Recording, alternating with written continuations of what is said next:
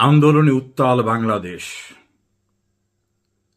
পায়ের নিচে মাটি নেই অবৈধ ক্ষমতা দখলকারী ডক্টর ইউনূস এবং তার কুশীলবদের। অবস্থা বুঝতে পেরে দ্রুতগতিতে বিএনপি সহ বিভিন্ন রাজনৈতিক দলকে ডাকছেন, আসেন ঐক্য করি। গোমর ফাঁস করে দিয়েছেন মির্জা ফখরুল ইসলাম আলমগীর। তিনি অকপটেই স্বীকার করেছেন, যখনই এই সরকার পায়ের নিচে মাটি থাকে না, তখনই ঐক্যের নামে আমাদেরকে ডাকে। কমিউনিস্ট পার্টির সাধারণ সম্পাদক রুহিন হোসেন প্রিন্স, এলডিপির সভাপতি শাহাদাত হোসেন সেলিম সহ অনেকেই মুখ খুলেছেন। আর বুঝতে কারু আর বাকি নেই যে এই সরকারের বিরুদ্ধে উত্তাল হয়ে উঠেছে বাংলাদেশ। আগ্নেয়গিরির অগ্নি উদ্গীরণ শুরু হয়ে গেছে। আমাকে অনেকেই প্রশ্ন করেছেন, ওই ভদ্রমহিলা কোথায়, যিনি খুব চিৎকার করে বলেছিলেন আসমান কাঁপে আপনাদের বুক কাঁপে না? জুলাই আগস্টের ঘটনাকে ঘিরে তিনি এভাবে সম্ভবত ক্ষমতাসীনদের দিকে অঙ্গুলি হেলন করেছিলেন। তিনি এখন কোথায়? সে সময় যারা মানবাধিকারের কথা বলতেন, এই মানবাধিকারের ফেরিওয়ালারা এখন কোথায়? যারা বিভিন্ন স্টেটমেন্ট দিতেন, তারা এখন কোথায়? কোথায় সে শিক্ষক, রাজনীতিক, বুদ্ধিজীবী, সুশীল, তারা কোথায়? তারা কি ঘুমিয়ে পড়েছেন, নাকি তাদের মুখে কুলুপ এঁটে দেওয়া হয়েছে? সে প্রশ্ন এখন অনেকের কাছে। মাইলস্টোন স্কুল এবং কলেজের কোমলমতি বাচ্চাদের যে নির্মমতার শিকার হতে হয়েছে, সেখানে গিয়ে উদ্ধার কার্যে সাহায্য না করে উপদেষ্টারা সেখানে সমবিহারে গিয়ে তাদের সঙ্গে লোকজন নিয়ে এমন পরিস্থিতি সৃষ্টি করেছেন যে শিক্ষার্থীরা বলছে যে ওনাদের কাজে আমরা উদ্ধার কাজে কাজ করতে পারিনি ওনাদের কারণে, ফলে আমাদের অনেক শিক্ষার্থী মারা গেছে শুধু উদ্ধার কার্যক্রম প্রপারলি করতে না পারায়। এবং সে ঘটনা ঘটিয়েছেন রাজনৈতিক দলের নেতারা এবং এই ইউনূস সরকারের উপদেষ্টারা সেখানে গিয়ে দল বেঁধে হই হুল্লোড় করে ছাত্রছাত্রী সহ উদ্ধারকারীদের কাজ বন্ধ রেখেছেন। এমনকি যাদের বাচ্চারা আটকে পড়েছে, পুড়ে গেছে বা পুড়ছে তখনও, সেই সব গার্ডিয়ানদের আসতে দেওয়া হচ্ছে না। দাঁত কেলিয়ে হাসা, শো দেখানো উপদেষ্টা এবং ভণ্ড রাজনৈতিক ব্যক্তিরা সেখানে গিয়ে হাজির হয়েছেন।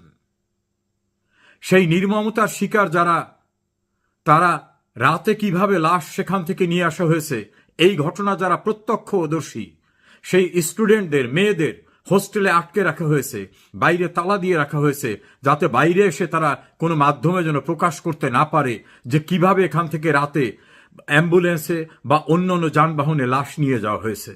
কারণ লাশ গোপনের গুরুতর অভিযোগ উঠেছে। তাদের সবচেয়ে বড় অভিযোগ যে এখানে এসে শো করতে গিয়ে আমাদের উদ্ধার কার্য ব্যাহত করায় আমাদের অনেক ভাই বোনরা মারা গেছেন এবং লাশ গায়েব করা, লাশের সংখ্যা কমিয়ে ফেলার অভিযোগ উঠেছে সেখানে। একই অবস্থা হাসপাতালে গিয়ে কোনো কাজ নাই, হাসপাতালে দল বেঁধে গিয়ে চিকিৎসায় বিঘ্ন ঘটানো হচ্ছে। এই নির্মমতা যারা দেখছেন, তাদের বিবেক কোথায়? কোথায় সেই বিবেকের ফেরিওয়ালারা? কোথায় মানবাধিকারের ফেরিওয়ালারা? কোথায় সেই সুশীলরা? কোথায় সেই বুদ্ধিজীবীরা? কোথায় সেই রাজনীতিবিদরা? আপনাদের বিবেক কি একবারও কাঁপছে না? আসমান কাঁপলেও আপনাদের বিবেক কাঁপে না? কোমলমতি এই বাচ্চাদের নির্মম হত্যাকাণ্ডের পরে তাদের পাশে না দাঁড়িয়ে চট করে সুধী মহাজন বিজ্ঞাপন দিলেন, আসেন ত্রাণে টাকা দেন, অ্যাকাউন্ট সহ বিজ্ঞাপন দিয়ে দিলেন। কত বড় নির্লজ্জ হতে পারে মানুষ!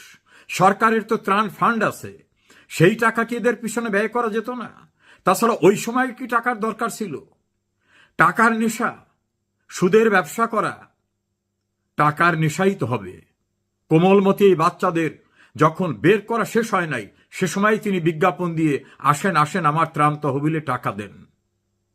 আমরা অতীতে দেখিনি রানা প্লাজার যে ভয়াবহ বিপর্যয়, তাজিন গার্মেন্টস, প্রাকৃতিক দুর্যোগ, শেখ হাসিনা প্রধানমন্ত্রী হিসাবে কিভাবে ম্যানেজ করেছিলেন? এজন্য তখন একাধিক পত্রিকার শিরোনাম হয়েছিল best crisis manager Sheikh Hasina. এবং তার এই ক্রাইসিসকে মোকাবেলা করা দেশে দেশের বাইরে ভূয়সী প্রশংসা অর্জন করেছিল। আর একটি স্কুলের বাচ্চারা এই অবস্থায় পড়ে গেল, সেক্ষেত্রে আপনারা চাইতেছেন টাকা।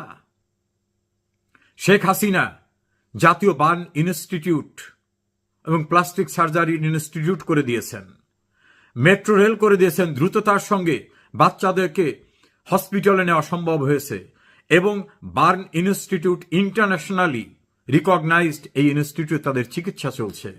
আমি জানি না কতজন বাচ্চা বেঁচে থাকবেন, অনেকে পুড়ে গেছেন।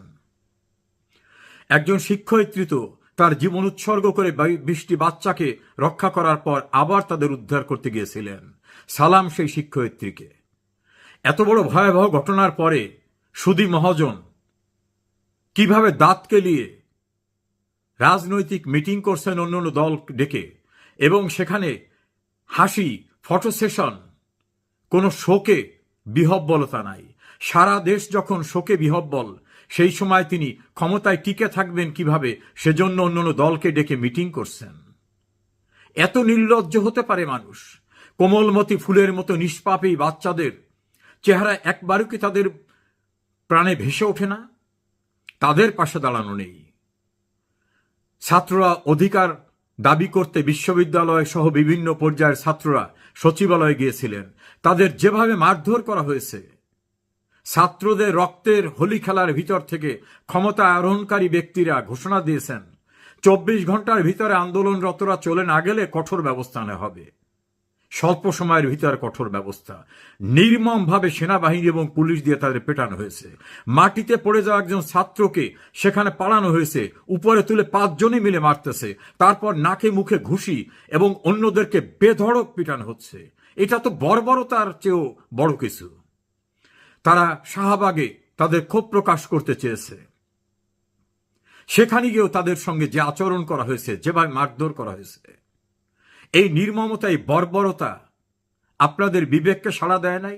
কোথায় সেই বিবেকের ফেরিওয়ালারা?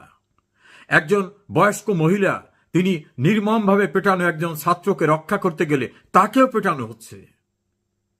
কোথায় আপনাদের সেদিনের বিবেকের কথা, মত প্রকাশের অধিকারের কথা, দাবি জানাবার কথা? অতীতে তো সচিবালয়ে ঘেরাও করা হয়েছিল, সচিবালয়ের গেট ভাঙা হয়েছিল। আজকের ঘটনায় যদি 1,500 মানুষের বিরুদ্ধে মামলা হয় সচিবালয় দখল করা অপরাধে, সেদিনেরটা অপরাধ ছিল না? ছাত্রদের অধিকারের কথা বলে যারা জঙ্গিতন্ত্র কায়েম করে শেখ হাসিনাকে ক্ষমতার থেকে সরাবার চেষ্টা করেছিলেন, সরিয়েছিলেন, আজকে ছাত্রদের পাশে তারা নেই কেন? আজকে সচিবালয়ে যখন ছাত্রদের পেটানো হচ্ছে, মারা হচ্ছে, আজকে যখন শাহবাগে নির্মম নির্যাতন করা হচ্ছে, পুড়ে যাওয়া ছাত্রদের পক্ষে কথা বলা তাদের সহপাঠী অথবা স্কুলের ছাত্রছাত্রীরা যখন ক্ষোভ প্রকাশ করছে, তাদেরকে সেনাবাহিনী দিয়ে পেটানো হচ্ছে, রক্তাক্ত করা হচ্ছে, সেই ছাত্রছাত্রীদের পাশে নেই কেন? কোথায় সেই ছাত্রদের অধিকার দাবি আদায়ের তৎকালীন কথিত নেতারা? নাকি ক্ষমতা আরোহণ করেছেন, মহা আরামে আছেন? বিজিবি, আর্মি, পুলিশ, র্যাব নিয়ে দেশের বিভিন্ন জায়গায় গিয়ে বাণী প্রচার করছেন, গোপালগঞ্জে নির্মম হত্যাকাণ্ডের ঘটনা ঘটিয়েছেন। সরকার এবং সেনাবাহিনীর যে প্রেস স্টেটমেন্ট, অবাক হয়েছি। একটা মানুষের মৃত্যুর কথা সেখানে নাই, কোনো দুঃখ প্রকাশ করা নাই। যত মানুষ মারা গেছে তারা তো কোনো রাজনৈতিক দলের নেতা না, তারা তো অতি সাধারণ মানুষ, তারা তো এদেশের নাগরিক। একটা মৃত্যুর শব্দ কোনো স্টেটমেন্টের ভিতরে নাই। বিবেকের ফেরিওয়ালারা মুখে কুলু পেটে দিয়েছেন। সংবাদপত্র, সংবাদ মাধ্যম শেখ হাসিনা আমলে পান থেকে চুন খসলে প্রথম পাতায় শিরোনাম করে ফেলতেন।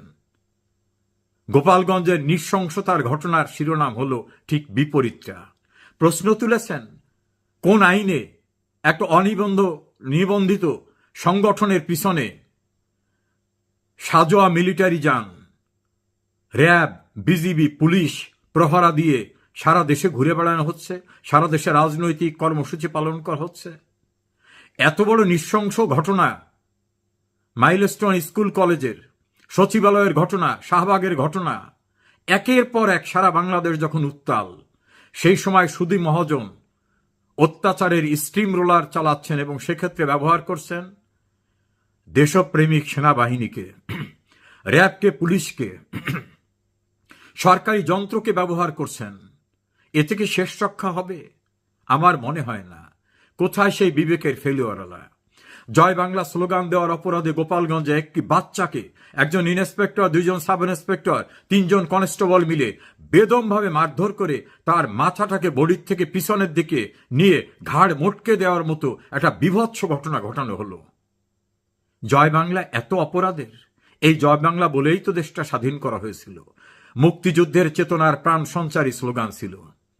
আমি তো দেখলাম ফেসবুকে এখনো ঘোরে মির্জা ফখরুল ইসলাম আলমগীরের একাধিক সমাবেশে বক্তা বক্তব্য শেষ করে জয় বাংলা স্লোগান দিচ্ছেন। জামাতের মিছিলের প্রোগ্রামে আসার পথে যারা মিছিল করতে করতে আসছে, এক পর্যায়ে তারা জয় বাংলাই বলে ফেললেন। কই তাদের ঘাড় তো মোটকে দিতে পারছেন না। জয় বাংলা বলা মানুষদেরকে ভয় দেখিয়ে প্রলুব্ধ করে যেখানেই নেন লাভ হবে না। জয় বাংলা হচ্ছে প্রাণের স্লোগান। কিংস পার্টি যেখানে যাচ্ছে, মঞ্চের ছবি ছাড়া অডিয়েন্সের ছবি আর কোনো গণমাধ্যম দেখাতে পারছে না, কারণ অডিয়েন্সে কোনো লোক নাই। এ দিয়ে দেশ শাসন করতে চাচ্ছেন? সুধী মহাজন, আপনার নিয়োগকর্তাদের দিয়ে আপনি অবৈধভাবে টিকে থাকতে চাচ্ছেন? পাকিস্তানের সশস্ত্র সেনাবাহিনীও নিরস্ত্র বাঙালির কাছে টিকে থাকতে পারে নাই, এবং সেই আন্দোলনের নেতৃত্ব কিন্তু আওয়ামী লীগ দিয়েছিল। আইবের মার্শাল্লাহ পরাভব মানে নাই বাঙালি, সে নেতৃত্ব কিন্তু আওয়ামী লীগ দিয়েছিল। 70-এর নির্বাচনে মানুষ ম্যান্ডেট দিয়েছিল। কোথায় সেই বিবেকেরলা? 7 জন রাজনীতিবিদ মির্জা ফখরুল ইসলাম আলমগীর গোমর ফাঁস করে দিলেন যে যখনই পায়ের নিচে মাটি থাকে না তখনই আমাদের ডেকে ঐক্যের কথা বলা হয়। কমিউনিস্ট পার্টির সাধারণ সম্পাদক রহিন হোসেন প্রিন্স, এলডিপির সভাপতি সাদাত হোসেন সেলিমরাও একইভাবে ঘটনা ফাঁস করে দিচ্ছেন। আপনাদের উন্নতি হচ্ছে, দেশে জঙ্গিবাদ কায়েম করছেন, জঙ্গিদের উত্থান ঘটানো হচ্ছে, মুক্তিযুদ্ধের চেতনাকে ধ্বংস করছেন। বাংলাদেশ ব্যাংক থেকে নির্দেশনা দেওয়া হয়েছে কি পোশাক পরে মেয়েদের আসতে হবে। রাস্তায় মহিলাদের পোশাক কারো পছন্দ না হলে পানের পিক ছুড়ে দেওয়া হচ্ছে, তাদের লাঞ্ছিত করা হচ্ছে। এবং এই সরকারের উপদেষ্টা মহিলারা তারাও বিদ্রুপাত্মক কথা বলছেন। আমাদের সুধী মহাজনের সবচেয়ে বিশ্বস্ত উপদেষ্টা, স্বাস্থ্য উপদেষ্টাকে খুঁজে পাওয়া যাচ্ছে না। এত বড় ভয়াবহ বিপর্যয় তাকে দেখা যায় নাই। ছাত্রদের নির্মম নির্যাতনের শিকার হচ্ছে। শিক্ষা উপদেষ্টা নির্লজ্জ বেহায়ার মতো বলছেন আমি পদত্যাগ করব না। কত নির্লজ্জ মানুষ হতে পারে? ছাত্রনেতা দাবিদার হয়ে গণতান্ত্রিক ব্যবস্থায় নির্বাচিত একটি সরকারকে উচ্ছেদ করা ব্যক্তিরা ক্ষমতায় বসে ক্ষমতার হালুয়া রুটি ভাগ করছেন। সেই ছাত্রদের পাশে আজ আর নেই। মাইলস্টোন স্কুল কলেজের ছাত্রদের পাশে নেই। হাজার হাজার ছাত্র জনতা সচিবালয়ের সামনে শাহবাগে, তাদের পাশেও কিন্তু সেই কথিত ছাত্র আন্দোলনের নেতৃবৃন্দ নাই। সবাই এখন বুঝতে পেরেছে। অনেকেই স্পষ্টভাবে কথা বলছেন, যারা সেদিন তাদের দ্বারা প্রতারিত হয়ে নেতৃত্ব দিয়েছিলেন তারা বলছেন আমাদের সেদিন বলা হয়নি যে এদের আলটিমেট টার্গেট এরা রাজনৈতিক দল করবে, এরা ক্ষমতায় যাবে। আমরা বুঝতে পেরেছি ওরা আমাদেরকে প্রতারিত করেছে। তাদের নেতাদের অনেকেই কিন্তু দল ছেড়ে চলে যাচ্ছেন। আর সেই ভদ্র মহিলা যিনি আসমান কাঁপানো দেখলেন, বুক কাঁপানো দেখলেন না, অনেকেই প্রশ্ন করছেন তার বুক কি কাঁপছে না? তার বিবেক কি একটুও কাঁপছে না? যারা মানবাধিকারের কথা বলে বিবৃতি দিতেন, আপনাদের বিবৃতি কোথায়? কলম বন্ধ হয়ে গেছে। পত্র পত্রিকা, টেলিভিশন, লাইভে যে প্রোগ্রামটুকু অন্তত দৃশ্যমান হয়েছে সেটাও সংবাদ থেকে কেটে ফেলছেন, সেটাও কাউকে দেখতে দিচ্ছেন না। উত্তরা মাইলস্টোন স্কুল কলেজে যখন লাইভ শুরু হয়ে গেল বিভিন্ন গণমাধ্যমের, তখনই সেখানের ইন্টারনেটকে বিকল করে দেয়া হলো। এভাবে সুধী মহাজন রক্ষা হয় না। আইয়ুব মার্শাল্লাহ দিয়ে রক্ষা পায় নাই। পাকিস্তানের বিশ্বখ্যাত সশস্ত্র বাহিনী নিরস্ত্র বাঙালির কাছে নাকে খত দিয়ে ফিরে গেছে। সেই সকল আন্দোলনের নেতৃত্ব কিন্তু আওয়ামী লীগে দিয়েছিল। দীর্ঘদিন রাষ্ট্র ক্ষমতায় থাকা আওয়ামী লীগের ভুল ত্রুটি থাকা অস্বাভাবিক না। এমনকি কিছু মানুষ যারা বুঝতে না পেরে আওয়ামী লীগের প্রতি অভিমান করেছিল, এখন তারা প্রকাশ্যে বলতেছে শেখ হাসিনাই যথার্থ